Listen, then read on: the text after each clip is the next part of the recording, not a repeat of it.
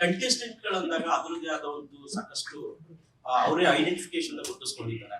ಈ ಸಲ ಕಂಟೆಸ್ಟೆಂಟ್ ಗಳು ಯಾವ್ದನ್ನ ಮಾನದಂಡ ಇರತ್ತಾ? ಯಾಕೆಂದ್ರೆ ಕಳೆದ ಬಾರಿ ಕಂಟೆಸ್ಟೆಂಟ್ ಗಳು ಗೊತ್ತಿದೆ ಸಾಕಷ್ಟು ಬೇರೆ ಬೇರೆ ಇನ್ಸಿಡೆಂಟ್ ಗಳ ಆಯ್ತು.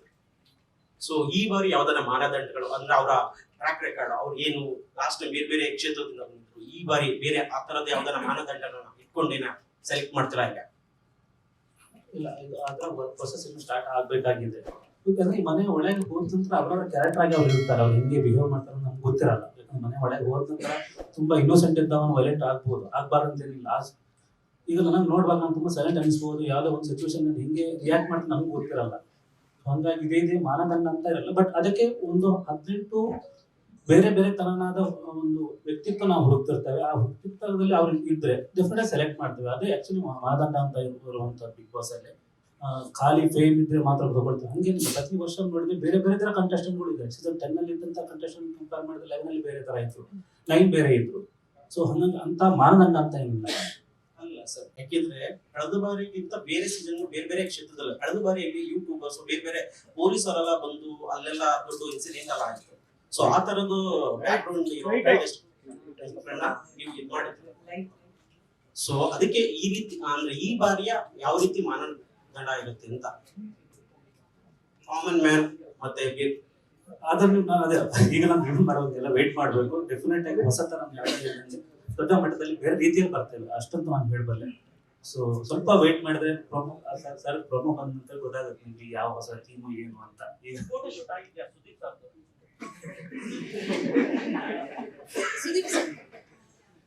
ನಾನು ಅವ್ರ ಜೊತೆ ಸೆಲ್ಫಿ ತಗೊಂಡಿರೋದು, ಫೋಟೋ ಶೂಟ್ ಆಗಿದೆ ಸರ್. ಒಂದು ನಿಮಿಷ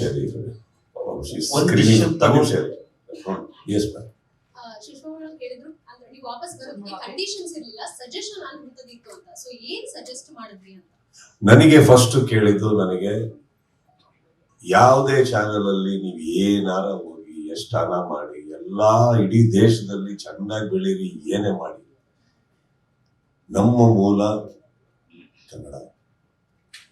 ಕನ್ನಡಕ್ಕೆ ಪ್ರೀತಿ ತೋರಿಸ್ರಿ ಸ್ವಲ್ಪ, ಎಲ್ಲಿಂದ ಮೇಲಿಂದ. ಇಲ್ಲಿ ವಾಹಿನಿಯಿಂದ ನಮ್ಗೆ ಯಾವುದೇ ತರ ಆ ತರ ಕೊರತೆಗಳು ಬಂದಿಲ್ಲ, ಬರೋದು ಇಲ್ಲ. ಅದೇನೋ ಗೊತ್ತಿಲ್ಲ, ನನಗೆ ಆ ಪ್ರೀತಿ ಕಾಣಿಸ್ತಾ ಇರಲಿಲ್ಲ. ಇದು ಯಾರ ಮೇಲೆ ನಾನು ಬ್ಲೇಮ್ ಮಾಡ್ತಾರ, ನನ್ನ ವೈಯಕ್ತಿಕ. ನನಗೇನಂತಂದ್ರೆ ಬೇರೆ ಭಾಷೆಗಳಲ್ಲೂ ಚೆನ್ನಾಗಿ ನಡೀತಾ ಇರುತ್ತೆ, ನಡಿಬೇಕು. ಅವ್ರ ಭಾಷೆ ಅವ್ರಿಗೆ ಇಂಪಾರ್ಟೆಂಟ್, ಆ ಕಾರ್ಯಕ್ರಮ ಅವ್ರಿಗೆ ಇಂಪಾರ್ಟೆಂಟ್, ಆ ವೇದಿಕೆ, ಆ ವ್ಯಕ್ತಿ ಆ ಹೋಸ್ಟ್ ಮಾಡ್ತಾರೋ ಆ ವ್ಯಕ್ತಿಗೆ ಕೊಡೋದು ನೀವು ಗೌರವ, ಆ ಮನೆ ಆ ಕಂಟೆಸ್ಟೆಂಟ್ಸಿಗೆ ನೀವು ಕೊಡೋ ಗೌರವ, ಕರೆಕ್ಟ್. ಹಾಗೆ ನನಗೆ ಎಲ್ಲೋ ಒಂದ್ ಕಡೆ ಬರ್ತಾ ಬರ್ತಾ ಕೆಳಗಡೆ ನಮ್ಮ ಕನ್ನಡದಲ್ಲಿರುವಂತ ವಾಹಿನಿ ಇವರು ತೋರಿಸ್ತಾ ಇರುವಂತ ಒಂದು ಶ್ರಮ, ಪ್ರೀತಿ ಯಾಕೋ ಮೇಲಿಂದ ಕಾಣಿಸ್ತಾ ಇರಲಿಲ್ಲ. ಕಾಣಿಸ್ತಾ ಇಲ್ಲ ಅಂದಾಗ ನಾವು ಜಾಸ್ತಿ ತುಂಬಾ ತಿದ್ದೋ ವ್ಯಕ್ತಿ ಅಲ್ಲ, ತಿದ್ದುಕೊಳ್ಳೋ ವ್ಯಕ್ತಿ. ಸೊ ಬೆಸ್ಟ್ ಏನಾಗುತ್ತೆ, ನೀವು ನಡೆಸಿ, ಸಿಂಪಲ್, ಕರೆಕ್ಟ್. ಹಾಗೆ ಹೋಗ್ಬೇಕಾದ್ರೆ ಏನಾಗುತ್ತೆ, ನನ್ನ ಇದರಿಂದ ಯಾರಿಗೂ ನಾನು ಹೇಳಿದಾಗ ಅವರಿಗೆ ತುಂಬಾ ಆನೆಸ್ಟ್ ಆಗಿ ಮಾಡಿರುವಂಥದ್ದು. ಬಹುಶಃ ಏನಾಗುತ್ತೆ, ಎಲ್ಲರಲ್ಲೂ ಬ್ಯುಸಿ ಇರ್ಬೇಕಾದ್ರೆ ಲೈಫಲ್ಲಿ ತುಂಬಾ ಮಾಡ್ಬೇಕಾದ್ರೆ ಏನಾಗುತ್ತೆ, ನಾವು ಕೆಲವು ಸತಿ ರಿಮೈಂಡರ್ ಕೊಡೋ ತಪ್ಪಾಗಲ್ಲ. ಯಾರು ಬೇಕಂತ ಮಾಡಿರಲ್ಲ, ಹಮ್ಮಲ್ ಮಾಡಿರಲ್ಲ. ಬಟ್ ನನಗೇನೋ ಗೊತ್ತಿಲ್ಲ, ನನ್ನ ಅದು ಬೇಕು ಅನ್ನಿಸ್ತು. ನಮ್ಮ ಕನ್ನಡದಲ್ಲಿ ಇವತ್ತಿಗೆ ಇವರು ನೀವು TVR ಎಲ್ಲ ಹಾಕೊಳೋದು ನೋಡಿದ್ರೆ ಯಾರು ಅಕ್ಕಪಕ್ಕ ಇಲ್ಲ. ಆ ರೇಟಿಂಗ್ಸ್ ಬರ್ತಾ ಇದೆ, ಅದು ಎಲ್ಲರ ಶ್ರಮ, ಒಬ್ಬರದಲ್ಲ. ಅಷ್ಟೇನಾ ಪ್ರೋಗ್ರಾಮ್? ಬನ್ನಿ ಅವಾಗ ಹೋಗಿ ವಿಸಿಟ್ ಹಾಕ್ರಿ ನಮ್ಮ ಊರಿಗೆ. ಒಳ್ಳೆ ಊರು, ರೋಡ್ಗಳು ಸ್ವಲ್ಪ ಆ ಕಡೆ ಈ ಕಡೆ ಪರವಾಗಿಲ್ಲ, ಬಟ್ ಚೆನ್ನಾಗಿದ್ದೀವಿ. ವಿಸಿಟ್ ಹಾಕ್ರಿ, ನಮ್ಮಲ್ಲೂ ಬನ್ನಿ, ನಮ್ಮ ಕಂಟೆಸ್ಟೆನ್ಸ್ ಪ್ರೀತಿ ತೋರಿಸಿ, ನಮ್ಮ ಕಂಟೆಸ್ಟೆನ್ಸ್ ಇನ್ನೊಂದಿಷ್ಟು ಒಳ್ಳೆ ಮನೆ ಕೊಡಿ. ಅವ್ರ ಮನೆ ಮಠ ಬಿಟ್ಟು ಆ ಮನೆ ಒಳಗಡೆ ಹೋಗ್ತಾ ಇದಾರೆ ಅಂದ್ರೆ ಆ ಮನೆ ಚೆನ್ನಾಗಿರ್ಬೇಕಿಲ್ಲ, ಸುಂದರವಾಗಿರ್ಬೇಕು. ನನಗೆ ಅವ್ರು ಎಲ್ಲಾರು ಬಿಟ್ಟು ಅಲ್ಲಿ ಹೋಗ್ತಾ ಇದಾರೆ ಅಂದಾಗ ಬರೀ ಒಂದು 4 ಗೋಡೆ ತರ ಇರ್ಬಾರ್ದು, ಮನೆ ತರ ಇರ್ಬೇಕು. ನಮ್ಮ ವೀಕ್ಷಕರಿಗೆ ಆ ಮನೆ ನೋಡ್ತಾ ಇದ್ರೆ ಇನ್ನಷ್ಟು ಖುಷಿ ಆಗ್ಬೇಕು, ಅಯ್ಯೋ ನಾನು ಹೋಗ್ಬೇಕಿಲ್ಲ ಒಳಗಡೆ ಅಂತ. ನನ್ನ ವೇದಿಕೆ ನನ್ನ ಗತ್ತು ಅಲ್ವೇ, ಅಲ್ಲೇ ನನ್ನ ಇಡೀ ಬಿಗ್ ಬಾಸ್ ಜೀವನ ನಡೆಯೋದೇ ನನ್ನ ವೇದಿಕೆ ಮೇಲೆ. ಆ ವೇದಿಕೆ ಸ್ವಲ್ಪ ನನ್ನ ಮಟ್ಟಿಗೆ ನಾನು ಹೇಳೋದು, ನಮಗೆ ಕಂಫರ್ಟಬಲ್ ಆಗಿರ್ಬೇಕು, ಮಾಡಬೇಕು, ಚಿಕ್ಕದಾಗಿರ್ಬೇಕು, ನೀಟಾಗಿರ್ಬೇಕು. ಎಲ್ಲದಕ್ಕಿಂತ ಹೆಚ್ಚಾಗಿ ನನಗೆ ಗೊತ್ತಿರೋದು, ನಾವು ಏನೇ ಮಾಡಿದ್ರು ಮರಿಬಾರ್ದು, ನಮ್ಮ ರೇಟಿಂಗ್ ಬರ್ತಾ ಇರೋದು ನಮ್ಮ ಭಾಷೆ, ನಮ್ಮ ಜನ. ನಮ್ಮವರಿಂದ ಅಂದಮೇಲೆ ಅದು ನನಗೆ ಬಹಳ ಮುಖ್ಯ ಆಗುತ್ತೆ. ಹಾಗಂತ ಇಲ್ಲಿ ಯಾರು ತಪ್ಪು ಮಾಡ್ತಾ ಇದ್ರು ಅಂತಲ್ಲ, ಸರಿಪಡಿಸ್ಕೊಡಿ ಅನ್ನೋದು ನನ್ನ ಆಸೆ ಇತ್ತು. ಖಂಡಿತವಾಗ್ಲೂ ಅದಕ್ಕೆ ಹಿಂದೇಟ್ ಯಾರು ಮಾಡಲಿಲ್ಲ, ಪ್ರತಿಯೊಬ್ಬರು ಬಂದರು, ಸ್ಪಂದಿಸಿದ್ರು. ಸೊ ನನಗೆ ಆ ಖುಷಿ ಇದೆ. ಇವಾಗ ಬರೀ ಆಗ್ಲಿಲ್ಲ ಮಾಡ್ಲಿಲ್ಲ ಅನ್ನೋದಕ್ಕಿಂತ ಮನೇಲೂ ಎಷ್ಟೋ ಮಿಸ್ಟೇಕ್ಸ್ಗಳಾಗ್ತಾ ಇರ್ತಾರೆ, ನಾವೆಲ್ಲ ಕೂತ್ ಮಾತಾಡಲ್ಲ. ಬಟ್ ನನಗೆ ಅದು ಹೇಳೋ ರೀತಿ ಇತ್ತು, ಹೇಳಿದೆ ಅಷ್ಟೇ. ಸರ್, ಕೋಟ್ಯಾಂತರ ಅಭಿಮಾನಿಗಳು ಒಂದ್ ನಿಮಿಷ ಆಗಿ ಫಸ್ಟ್ ಅವ್ರಿಗೆ ಹೋಗಿ ಬರ್ತೀನಿ. ಸರ್, ನಿಮ್ಮ ಸಾರಿ ಬರ್ತೀನಿ. ನಿಮ್ಮ ತಾಯಿಯವರಿಗೆ ಈ ಪ್ರೋಗ್ರಾಮ್ ತುಂಬಾ ಇಷ್ಟವಾದಂತ ಕಾರ್ಯಕ್ರಮ, ನೀವು ಕೂಡ ಅದನ್ನ ಹೇಳಿದ್ರಿ. ಮತ್ತೆ ಈ ಕಂಬ್ಯಾಕ್ ಆಗೋದಕ್ಕೆ ಕೆಲವೊಂದ್ ಕಡೆ ಅದು ಕೂಡ ರೀಸನ್ ಆಯ್ತು, ರೀಸನ್ ಆಯ್ತು. ಆಕ್ಚುಲಿ ನಾನು ಬಿಡೋದಕ್ಕೂ ಕೂಡ ಅದೊಂದು ಮೇನ್ ಕಾರಣ ಆಗಿತ್ತು. ಯಾಕಂದ್ರೆ ನನ್ನ ವೇದಿಕೆ ಮೇಲೆ ಪ್ರತಿದಿನ ತುಂಬಾ ಕಾಡ್ತಾ ಇತ್ತು ನನಗೆ. ನೀವೆಲ್ಲ ನನ್ನ ನೋಡಿದಿರಿ. ಒಂದ್ 2 ವಾರ ಆಗ್ತಿದ್ದಂಗೆ ನಾನು ವಾಪಸ್ ವೇದಿಕೆ ಮೇಲೆ ಬಂದಿದ್ದೀನಿ. ಅದು ಸುಳ್ಳಲ್ಲ. ಬಟ್ ನನಗೆ ಆಗ್ತಾ ಇದ್ದಿದ್ದು ಸೈಕಲಾಜಿಕಲ್ ಇಶ್ಯೂಸ್. ಬಿಕಾಸ್ ಆ ಸ್ಟೇಜ್ ಮೇಲೆ ಕುತ್ಕೊಂಡಾಗ ತುಂಬಾ ಹೊಡೆಯುತ್ತೆ ನಮಗೆ. ಪ್ರತಿ ವಾರ ಅವ್ರು ನೋಡಕ್ಕಿಲ್ಲ, ಅಷ್ಟು ಪ್ರೀತಿಯಿಂದ ನೋಡೋರು. ನನಗೆ ಬಿಗ್ ಬಾಸ್ ನೋಡಿ ಒಂದ್ ವೀಕೆಂಡ್ ಆಗ್ತಿದ್ದಂಗೆ ಹೋದ್ರೆ ತುಂಬಾ ಕಾಲ ಅವರೊತ್ತಿಗೆ ಏನ್ ಇಷ್ಟ ಆಯ್ತು ನಿನಗೆ, ಅದು ಇದು ತುಂಬಾ ಮಾತಾಡೋರು. ಅದೇನಾಗಿದೆ, ನನಗೆ ತುಂಬಾ ಹೊಡಿತು ಸರ್ ಅದೆಲ್ಲ. ನನಗೆ ಏನೋ ಒಂಥರ ಮೂಡ್ ಹೊರಟಾಯ್ತು. ನನಗೆ ಸಾಕು ಅನ್ನಿಸ್ತು. ಫಸ್ಟ್ ಆಫ್ ಆಲ್ ನೀವು ಅಬ್ಸರ್ವ್ ಮಾಡಿರ್ತೀರ, ಬಿಗ್ ಬಾಸ್ ಸ್ಟಾರ್ಟ್ ಆಗಿ ಸ್ವಲ್ಪ ಟೈಮ್ ಆಗಿ ನಮ್ಮ ತಾಯಿ ಆಗ್ತಿದ್ದಂಗೆ ನಾನು ಆಕ್ಚುಲಿ ನನ್ನ ಡ್ರೆಸ್ಸಿಂಗ್ ಸೆನ್ಸೇ ಚೇಂಜ್ ಮಾಡ್ಕೊಂಡ್ಬಿಟ್ಟಿದ್ದೇನೆ. ನನಗೆ ಬೇಡ ಅಂತ. ಬಟ್ ಅದಾದ್ಮೇಲೆ ಇವರೆಲ್ಲ ಬಂದು ಮತ್ತೊಂದಿಷ್ಟು ಜನ ಸಿಕ್ಕಿದಾಗ ಸರ್ ಆ ಥರ ಡ್ರೆಸ್ ಮಾಡ್ಕೊಂಡು ಬನ್ನಿ, ಹಾಗೆ again for audience sake I started dressing up lot of things. So ನಾನು ಬಿಡೋದಕ್ಕೂ ಒಂದು ಮೇನ್ ಕಾರಣ ಅದೇ ಆಗೋಗಿತ್ತು. ಇಲ್ಲ ಏನ್ ಯಾವ ಮಾಡ್ತಾರೆ.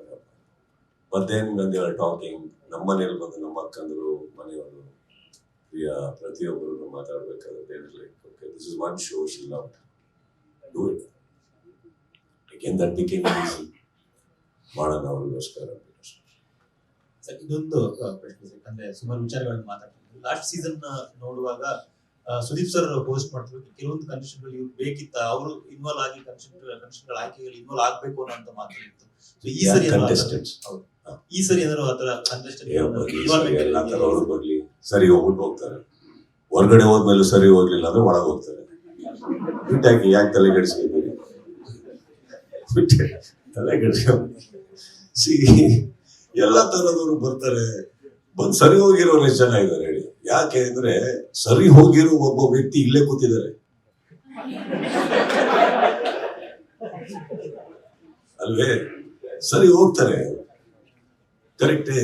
ಆ ತರನು ಚರಿತ್ರೆಯಲ್ಲಿ ಇದೆಯೇ? ಹಾಗಿರ್ಬೇಕಾದ್ರೆ I think everybody in this life deserves an opportunity. How they use it is up to them. That actually ಅವ್ರು ಏನು ಅಂತ ಹೇಳುತ್ತೆ. ಬಟ್ ನೋ ಪ್ರಾಬ್ಲಮ್ ಸರ್, ಎಲ್ಲಾ ತರ ವ್ಯಕ್ತಿಗಳು ಬರ್ತಾರೆ. ಬರ್ಲಿಲ್ಲ ಅಂದ್ರೆ ನಮಗೂ ಬೋರೆ.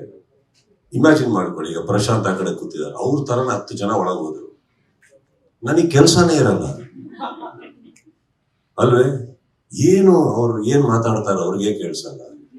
ಎಲ್ಲಾರು ಬೆಳಿಗ್ಗೆ ಹಂಗಿದ್ರೆ ಏನ್ ಮಾಡ್ಬೇಕು? ನನಗೆ ಬೇಕಾಗ್ತಾರೆ, ಎಲ್ಲರೂ ಬೇಕಾಗ್ತಾರೆ.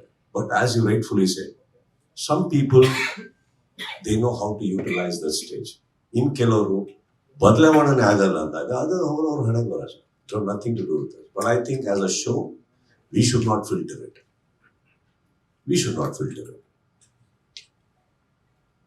ಸುದೀಪ್ ಸರ್, ನಿಮ್ಮ ಅಭಿಮಾನಿ ಒಬ್ರು ಹೇಳಿದ್ರು, ಇಲ್ಲ ಕೋಟಿಗಟ್ಟಲೆ ಅಂತ ಸ್ಟಾರ್ಟ್ ಆಯ್ತು. ಬಟ್ ಆ ಕ್ವೆಶ್ಚನ್ ಆನ್ಸರ್ ನೀವು ಅಲ್ಲೇ ಕೊಟ್ಬಿಟ್ರಿ. ಹಾಗಾಗಿ ನಿಮ್ಮ ತಾಯಿ ಬಗ್ಗೆ ಕ್ವೆಶ್ಚನ್ ಕೇಳ್ಬೇಕು ಅನ್ಕೊಂಡಿದ್ದೆ. ಸೊ ಹಾಗಾಗಿ ಅಂದ್ರೆ ನೀವು ಹೇಳ್ತಿದ್ರಿ ತಾಯಿನ ತುಂಬಾ ನೆನೆಸ್ಕೊಳ್ತೀರಿ, ಡ್ರೆಸ್ ಅನ್ನುವಂಥದ್ದೇ ನಾನು ಡ್ರೆಸ್ಸಿಂಗ್ ಕೂಡ ಚೇಂಜ್ ಮಾಡ್ಕೊಂಡಿದ್ದೆ. ಸೊ ಈ ಸೀಸನ್ ಅಲ್ಲಿ ಯಾವ ರೀತಿ ನೆನಪಾಗ್ತಾರೆ, ಏನೇನ್ ಸಜೆಷನ್ ಅವರಿಂದ ತಿಳ್ಕೊಳ್ತೀರಾ, ಏನೇನ್ miss ಮಾಡ್ಕೊಳ್ತೀರಾ? My mother is the only person who never advised me or suggested anything. She just loved me. That's all. So ಏನಿಲ್ಲ, ಅದ್ರಲ್ಲಿ ಏನ್ ಬರೋದಿಲ್ಲ. ಅವ್ರಿಗೆ ನಾನು ಹಿಂಗಿದ್ರು ಚೆನ್ನಾಗಿ ಕಾಣಿಸ್ತಾ ಇದ್ದೆ. ಹಿಂಗೆ ನಾನು ಒಂದು ಇಂಟರ್ವ್ಯೂ ಹೇಳಿದೆ, she was my first fan ಅಂತ. ಎನಿಥಿಂಗ್ ಐ ಡು ಬಿಕಾಸ್ ಅದು ರೆಸ್ಪಾನ್ಸಿಬಿಲಿಟಿ ಕೂಡ ಆಗಿತ್ತು ನನಗೆ. ನಾನು ಏನ್ ಮಾತಾಡ್ತೀನಿ, ಯಾಕಂದ್ರೆ ಯಾರು ನೋಡ್ತಾರೋ ಬಿಡ್ತಾರೋ ಅವ್ರು ನೋಡ್ತಾರೆ. ಸಿನಿಮಾದಲ್ಲಿ ಏನ್ ಮಾಡ್ಬೇಕು, ಯಾರು ನೋಡ್ತಾರೋ ಬಿಡ್ತಾರೋ ಅವ್ರು ನೋಡ್ತಾರೆ. So it was like that. So for me okay, last season ಅಲ್ಲಿ ನನಗೆ ತುಂಬಾನೇ ನಾನು ಬೇರೆ ರೀತಿ ಮೂಡಲ್ಲ ಇದೆ.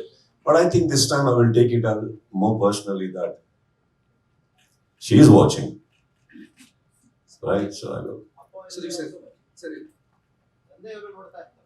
Sir, ಬೇಡ ಸರ್. ಅಯ್ಯೋ ಸರ್, ಅವ್ರಿಗೆ ಇವತ್ತಿಗೂ ನಾನು ಬಿಡದೇ ಇಲ್ಲ ಸರ್. ಬಾಯಿ ಬಂದಾಗ ಬೈತಾರೆ ಸರ್, ಏನ್ ಮಾಡಿದ್ರು ಬೈತಾರೆ. ಅದು ಯಾಕೆ ಇದು ಯಾಕೆ, ನಾನು ಏನ್ ಇವ್ರು ಎಲ್ಲ ನೋಡ್ತಾರೋ, ಇಷ್ಟೇ ನೋಡ್ತಾರ ಇವ್ರು ಅಂತ ಅಂದ್ಬಿಟ್ಟು ಮಾತಾಡ್ತಾ ಮಾತಾಡ್ತಾ ಪಕ್ಕದಲ್ಲಿ ಹೇಳ್ರಿ ಅವ್ರಿಗೆ ಅದ್ಯಾಕ್ರಿ ಬೇಕಿತ್ತು ಅಂತಾರೆ. ಇವರು ಇನ್ನೊಬ್ರು ಮಾತಾಡಿ ನೋಡಿಲ್ವಾ ಅಂತ ನಾವು ಬರೀ ನಮ್ಗೆ ಮಾತ್ರ ಹೇಳ್ತಾ ಇದೀರ ನೀವು. ಹಾಗೆ ಎಲ್ಲ ಬಿಡ್ತಾರೆ, ಬಿಗ್ ಬಾಸ್ ಶೂಟಿಂಗ್ ಅಂತ ಹೇಳ್ತಾರೆ, ಹೋಗು ಎಲ್ಲ ಮಾಡು ಅಂತಾರೆ. ಮನೆಗೆ ಬರ್ತಿದ್ದಂಗೆ ಶೂಟಿಂಗ್ ಯಾವಾಗ ಅಂತಾರೆ. ಈಗಷ್ಟೇ ಹೋಗ್ತಾ ಇದೀನಿ, ಸಿನಿಮಾ ಮಾಡಲ್ಲ, ಬರೀ ಬ್ಯಾಡದಿಂದ ಮಾಡ್ಕೊಂಡು. ಅಂದ್ರೆ ಬಿಗ್ ಬಾಸ್ ಅಲ್ಲೂ ಬೈತೀರಾ, ಇಲ್ಲೂ ಬೈತೀರಾ. ಬಟ್ ಅದೊಂಥರ ಚೆನ್ನಾಗಿದೆ ಸರ್.